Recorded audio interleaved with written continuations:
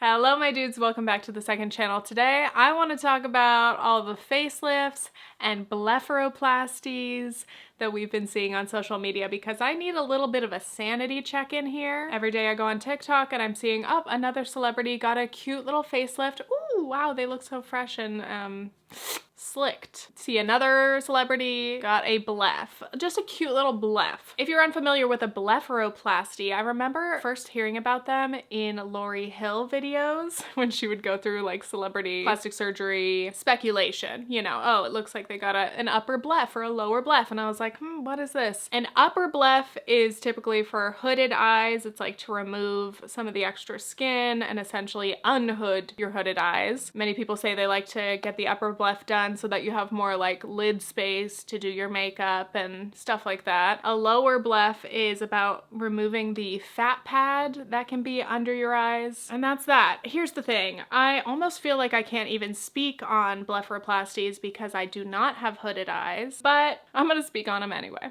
No, I've talked about like, you know, these like body trends or plastic surgery trends in quite a few videos before. I've talked about like the buccal fat removal, and I made a video about chin lipo on my main channel because that was like, that still is the one thing. I still regret not getting it done when I see like my side profile, and I was thinking about getting it done back in 2023. So it's still on my mind. I understand the appeal of a surgery or a treatment or tweakment, especially if you have like your one top insecurity. And I know for a lot of people with hooded eyes, they might be interested in a bleph, but I want us here to just have a moment to think about it, because just because you're seeing it everywhere, you're seeing all the celebrities get it done, does not mean that it is right for you. It doesn't mean it's a sign that you should just go book your cute little bleph. Again, my intention with this video is not to like judge anyone in particular. It's more to discuss celebrity culture first and foremost, and the normalization of these kind of procedures, because again, a surgery is a surgery, and especially messing with like your eyes, your face, these are not things to be taken lightly. Here we go. Who is cutting off all the celebrity eyelids? What sweet nothings are you whispering to the celebrities to woo them away from their eyelids? This video came across my feed. I like this creator, and I had to save it right away because I'm like, it feels like overnight, all of a sudden, everyone is getting a cute little bleph, because blepharoplasty is kind of hard to say. Cute bleph, just a little bleph. What, just a little bit of cutting off a little bit of eyelid skin, whatever, cute. Or removing a little bit of a cute little eyelid fat pad. It's so blasé. Again, the normalization and the trivialization of these treatments. And then of course, like, celebrities deny that they've gotten anything done at all, but it's like, hello, we have eyes, you have eyes, you may have more lid space now, but we can see you got something done to your eyes. The speculation is strong, okay? Are you like, no, you're not gonna look weird? People will be like, oh, look at her eye sockets. That's a young woman's trait. Are you the same person who's coming for the cheek fat? Now eyelids. What are you building? What's the end goal? You're like an evil tooth fairy, but eyelids. What did you do to Bradley Cooper? Celebrities, to all the celebrities watching this, I need you to see the value in familiarity over chasing youth. Okay, that's a good point too, and that's something I wanted to talk about in this video because again, we've been seeing so many celebrities, especially young celebrities in their 30s, maybe early 40s, getting these facelifts, these snatching, I don't know if it's the same thing as a ponytail facelift or what. So many celebrities in, I would say like, well, I guess it's like many of the like millennial stars. Some of them are Gen X, but like these are young celebrities, 30s and 40s. You're still young, but of course, to Hollywood standards, that's ancient and disgusting and old. So before you get cast as a grandmother at the age of 39, you better at least attempt the facelift and see if you can scratch your career back. But no, it's like, there's so much to say. Obviously, Lindsay Lohan was a huge one. She came out and we're like, whoa, what the hell? And everyone is praising her so heavily, being like, oh my God, you look amazing. You look just like you did. Again, I don't want to get into whether or not I think people look good or better or whatever, but like, I can definitely acknowledge the uncanny valley that many of these facelifts deliver. The effect of like, yes, you may look good. You are meeting the beauty standard that is popular in Hollywood and like on social media right now, but there is something a little bit eerie and disconcerting. And I think that's the point, is like when you don't look like yourself. When celebrities who have like a distinct style and appearance and like features that we love, human features, and then all of a sudden maybe they show up with a facelift or a bleph or whatever, and often they're removing those features that we as the audience know and love. And it's like such a conflict because, again, celebrities definitely have their own relationships with their appearances. They can have their own body and self-esteem issues, and I'm sure it's really hard to navigate that in the public eye. But again, it sucks to see someone take away what was unique and lovely about their face. That's one part of it. And then also like there's the anti-aging. Again, you're 30 something and you're getting facelifts. 30-year-olds are getting facelifts now. Facelifts used to be like, oh, you know, when you're really old and haggard and oh, you're sagging, drooping, you've got the turkey neck, whatever, then you need the lift. What are you lifting? Emma Stone's face? I don't know if she got a facelift, but like here's a list of celebrities I've seen people speculating about in the comments. Obviously Lindsay Lohan, Kris Jenner, Jennifer Lawrence, Bradley Cooper, Emma Stone, Mandy Moore, Allison Janney. Obviously I can't definitively say what work they have had done, but it's so common for them to deny having a facelift. Often they even deny having anything done, which I'm just like, oh, I love gaslighting. This is so fun. Because it's like, again, we have eyes. Clearly something changed. And they'll say, no, I'm just taking good care of myself. It's just skincare. And then some people in the comments will be like, yeah, well, people age. Like sometimes like their face like thins out and blah, blah, blah when they age. Aging suddenly snatches your face. Aging suddenly gives you a brow lift and removes your hooded eyelids. Yeah, I don't love the celebrity denial culture. I get it. I get that it's probably very personal. Maybe technically they didn't have a facelift, but it's like to be like, no, of course I didn't have a facelift.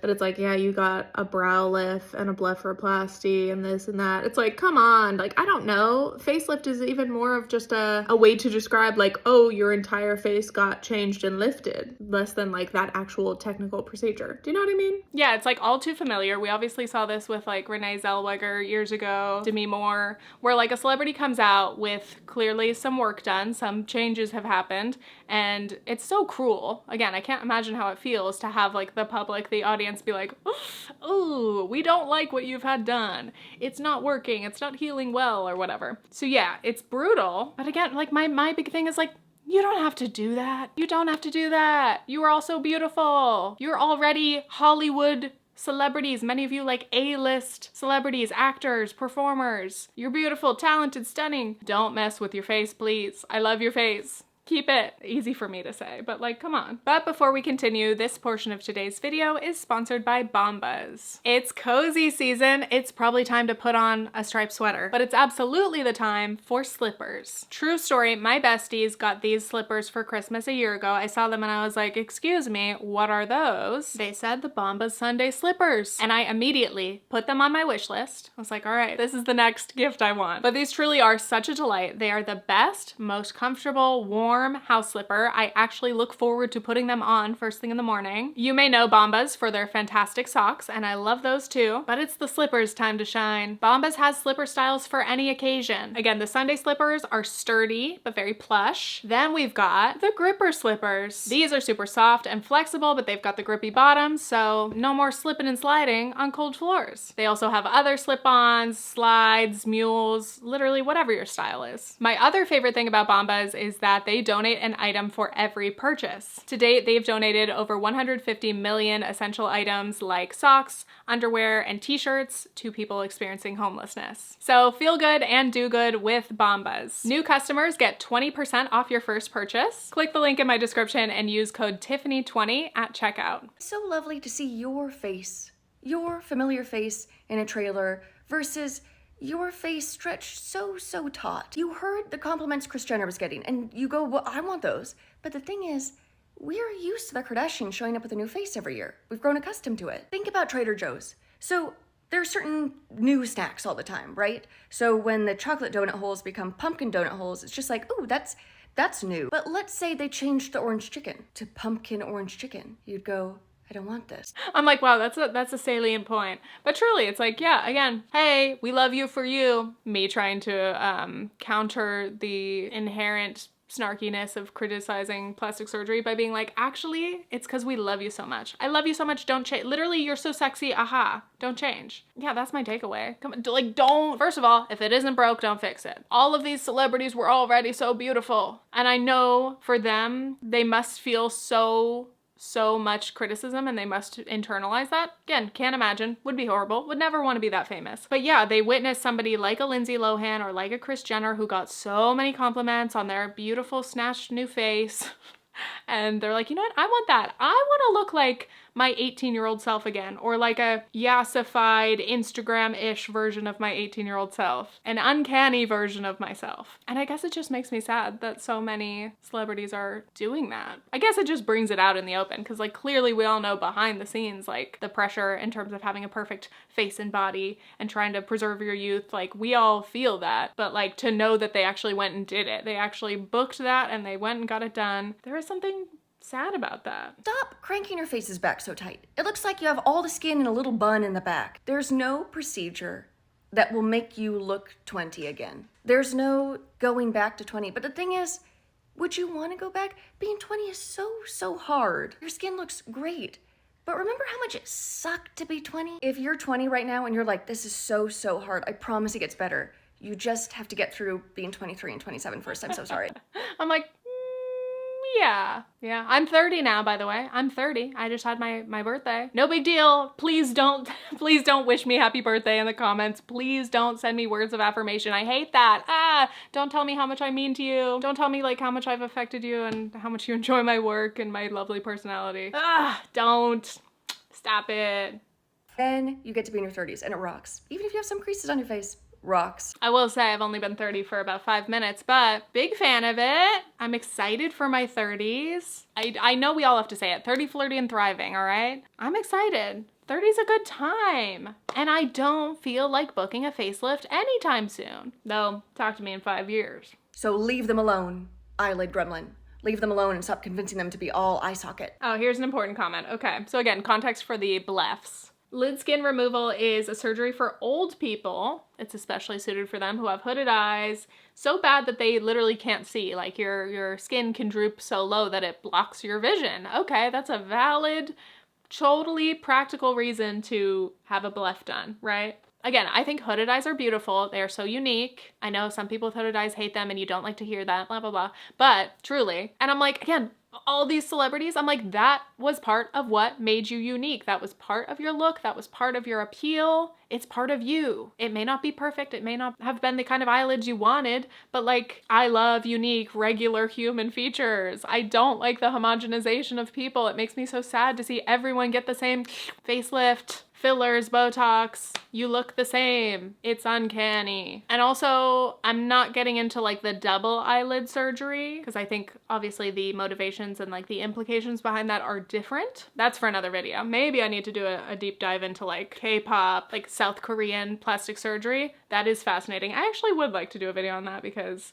I just want an excuse to watch a lot of those videos. Another commenter said, why don't actors realize we need to see their face emote for their job? Truly, I'm so sick, and I know a lot of people have said this, I'm so sick of watching movies and TV shows where the actors can't act, they can't perform, they look like they're in pain trying to show emotion, and not in a good way.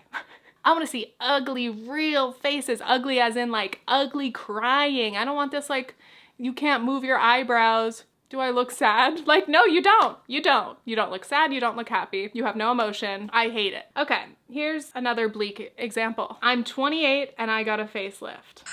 Well, this is day 4.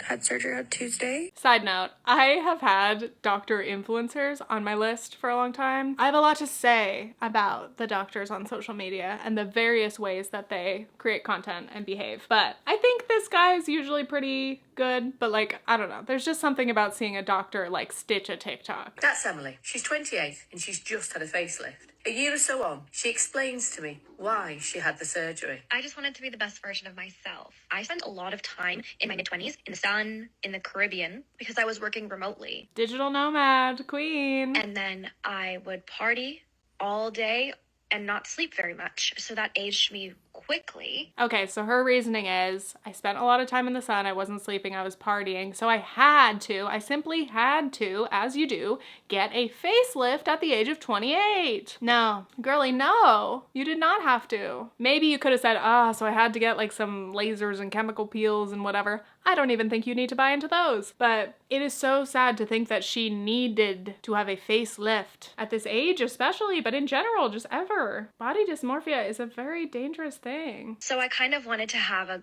what we call online as a glow up. Glow up culture is so fucking toxic because, again, we see it with celebrities, we see it with the influencers, but we've become, again, so chill, so blasé about this glow up.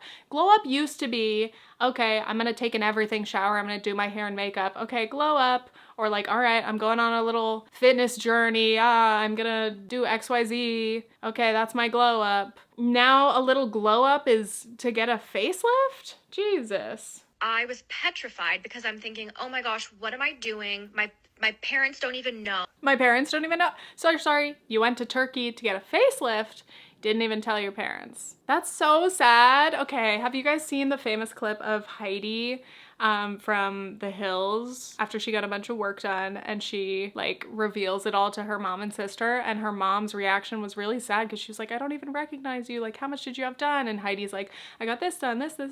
That was such a fascinating example, especially looking back on it now, because I was like a child or like a teenager maybe when that happened, but at that time, like, yeah, a young person getting all that done, getting all that work done, or getting a facelift would have been unheard of. And that was when we were like, whoa, that's like really creepy, like people look so different. Though now you look at the comments of any of those videos and people are like, yes, she looks so good. And it's like, again, whether or not you think she actually looks good, the fact that we have normalized that aesthetic, the I've had a lot of work done aesthetic, like it's kind of deranged how the Overton window of plastic surgery has shifted so much that people see like Heidi after lots of surgery as like looking natural and subtle. I'm like, if that's what you think natural and subtle, like doesn't even look like she has work done, some people say, I'm sorry, you're losing it. What do you mean? Or even like pointing to, again, a Kris Jenner or a Lindsay Lohan now and being like, yeah, she doesn't even look like she's had work done. Wow, good for you. It's like, what the fuck are we saying? I'm getting mad. I'm literally shaking. Maybe that's the caffeine. I think what people mean when they say that is she looks really good. Like, it doesn't scream, I've had work done. She doesn't look botched. Therefore, it looks like she hasn't had any work done. But it's like, also clearly she has had work done. We know she's had work done. And she doesn't look like an untouched natural face, or she doesn't look like her before face. Like, you know, like most people, the vast majority of people have various little imperfections or like different sorts of features. But like when your face is comprised of all of the like ideal, you've got like the trendy eye shape, and you've got the perfect ski slope nose, and you've got perfectly big lips and the perfect balanced chin, and like some people have that naturally. Very few people have like what we'd consider a naturally perfect face. Anyway, I'm just like, that's why our standards for like reality are just out the window. Cause like some people genuinely think like that looks typical and like natural. I guess the distance between like true natural, regular, no work done, and natural work, like people are conflating the two. And I'm like, no, words have meaning actually. Anyway, wow, I'm losing it. Also, this girly is beautiful. She was beautiful before this work as well. She looks like Ella Purnell. It's her body, her decision. And she appears to have undergone many cosmetic surgeries, a mid-facelift, a rhinoplasty, an upper blepharoplasty. It's always the bleph. And yeah, like it's not even just a facelift. It's like going through multiple surgeries at once is also really intense. I can't imagine, again, if you already have some body dysmorphia before this, imagine waking up with like an entirely new face and it's healing and it's swollen. I can't imagine how difficult that is, like mentally and physically. An upper lip lift and lip enhancement, and a buccal fat removal. Whenever considering plastic surgery, you want to weigh the benefits versus the drawbacks. And the biggest drawback is that you could die during the operation. So I'm not a fan of doing so many operations on somebody so young. Yeah, let's remember that, okay? Aside from the risks of like things going wrong, you being botched, you having complications after the surgery, you could die. Remember, you can die in surgery. And again, like we all are just so casual about it. People do die having these surgeries, and it's such a fucking tragedy. Because there are so many other ways to look and feel better about yourself than going under the knife. That's true. Again, I've criticized a lot of other things in terms of beauty maintenance and treatments and tweakments and stuff, but I'm like, maybe, yeah. Like, I guess like the less invasive options, I don't know. There are a lot of great plastic surgeons overseas, but if you have a complication and you have to be admitted to a hospital, your insurance isn't going to pay for that. You always want to use plastic surgery, actual surgery, as a last resort. Okay, I think that summarizes it well. Plastic surgery is a last resort. And maybe again, don't get like 6 procedures all at once. That's just so wild. That's a lot. Once again, beautiful Kris Jenner has been in the news lately because of how amazing she looks after her facelift. Again, unpopular opinion, but I'm like, I don't want that to be the standard of beauty for, I don't know how old she is, 60? I have Google at my fingertips. 70! Okay, good for you. Jeez. I don't want this to be the standard of beauty even for 30, but 70? I love when people just look like a person. I don't know. And not in a condescending way where I'm like, oh, you cute old lady. Like, there are older women in their 50s, 60s, 70s, 80s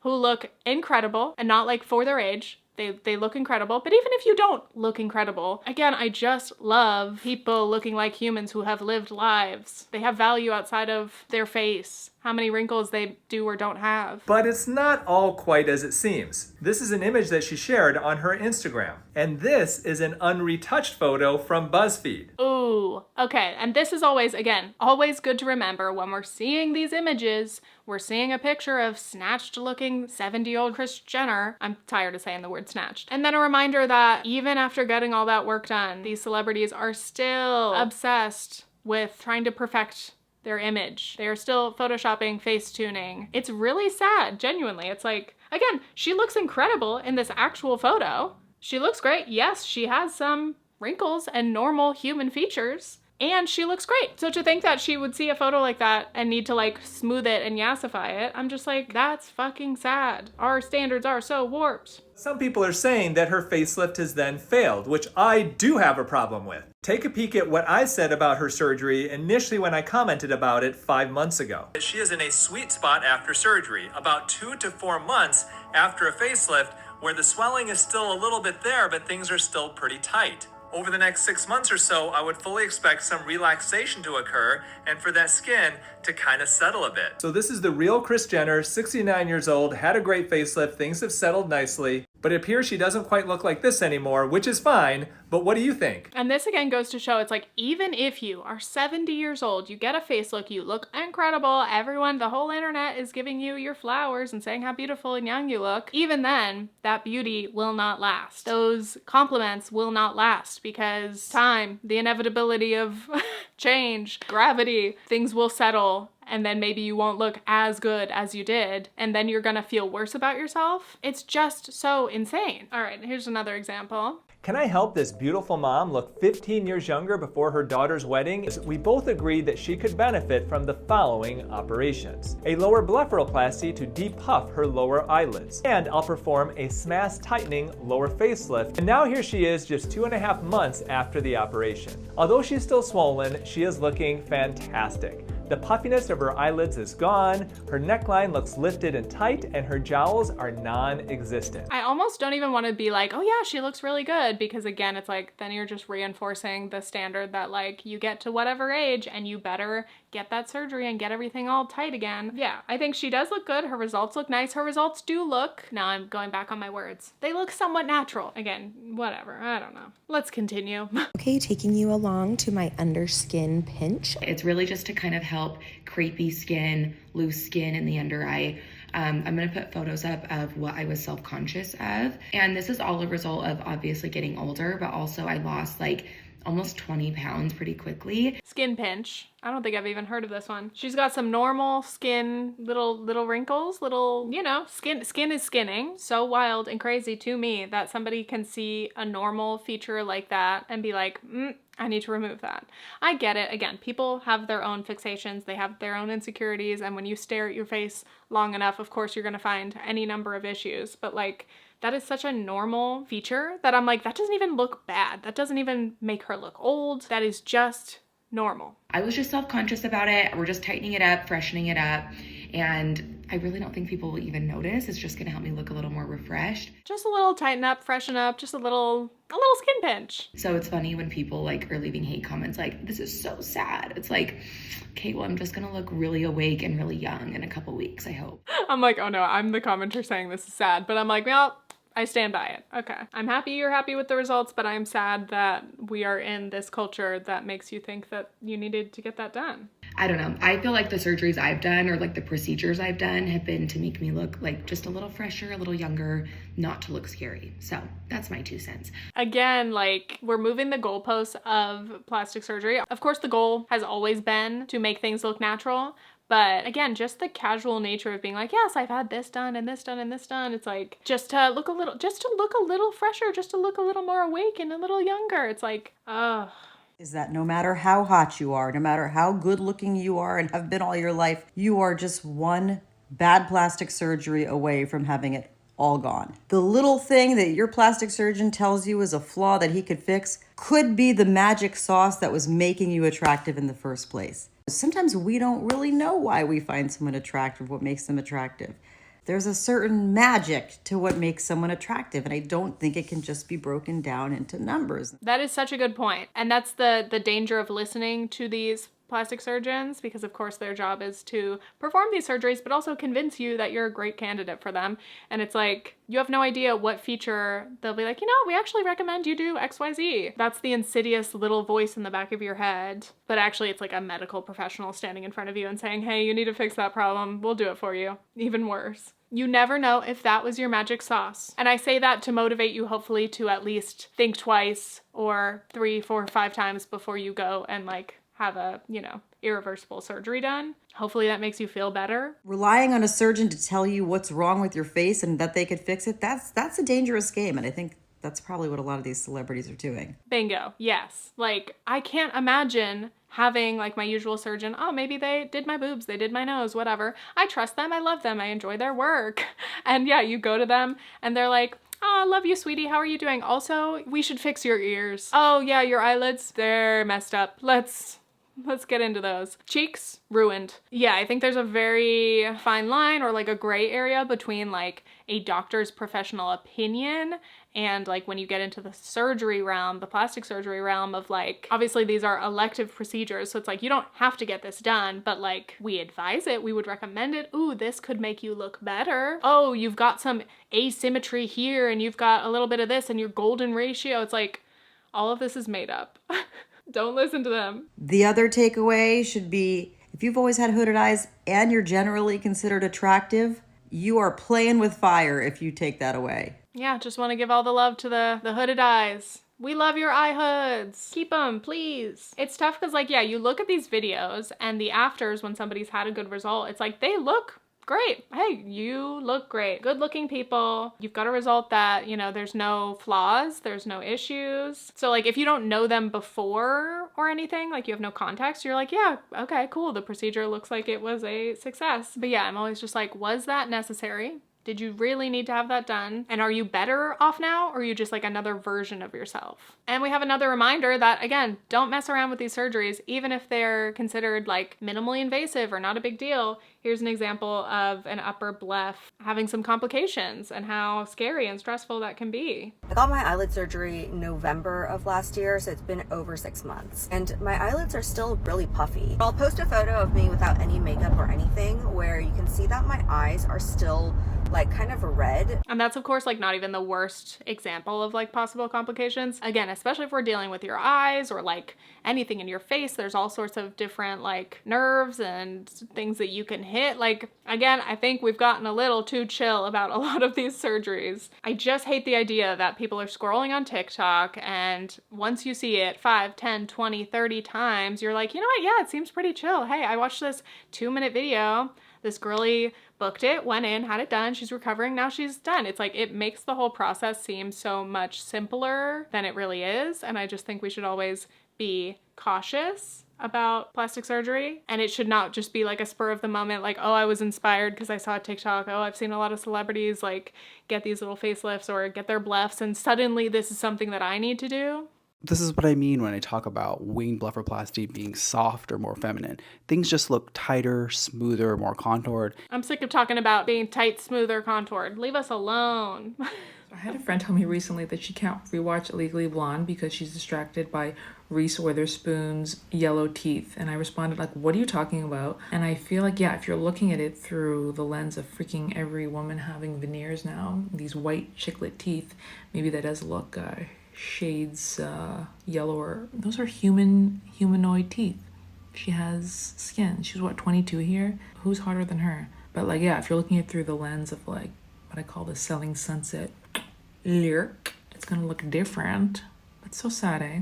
It is crazy how much the goalposts have shifted, how much the Overton window, I keep saying that, that's a political term, but how much our context has changed. And now we look back on something like Legally Blonde and think like, ew, her teeth are too yellow, or oh, she could have XYZ done. It's like, I agree though that like there is a little bit of magic. I have a lot of nostalgia, so I love like, you know, any movies from my childhood, 90s, early 2000s. I just have a special place in my heart. But there definitely is a truth to, first of all, like just seeing people who don't all look the same. There's not this like exact same homogenous standard of beauty. Of course, there were procedures and surgeries and things getting done, especially for A-list celebrities at the time. But like, again, it's like you didn't all look like the Instagram face, and you weren't all expected to have the same lip filler and the same veneers, blah, blah, blah. Bring back real teeth. We love real teeth. Keep your teeth. Keep your teeth. And keep your eyelids, most likely. Keep your eyelids. At some point, we are going to look at someone who has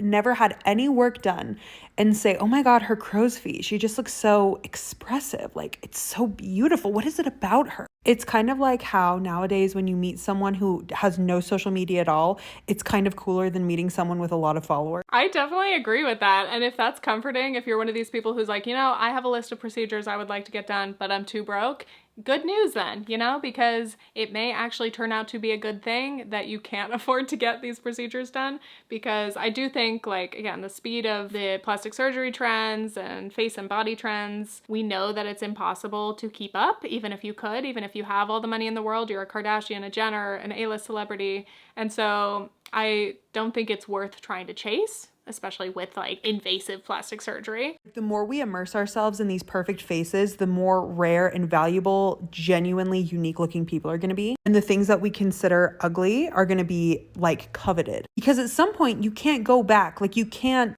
go back and completely unfiller your face. You can't go back and unbotox your face. I can just see one day the thing to aspire to, like that we'll all be sitting around saying is being like, wow, she really looks like she has never had any work done whatsoever. And we're going to freaking eat that shit up. But yeah, again, I think I love unique faces. I love expressive features. I do love wrinkles. I love people who smile and aren't afraid to do that. I'm like, wow, I am so wise and sage. Just a sage old woman. I'm 30 now.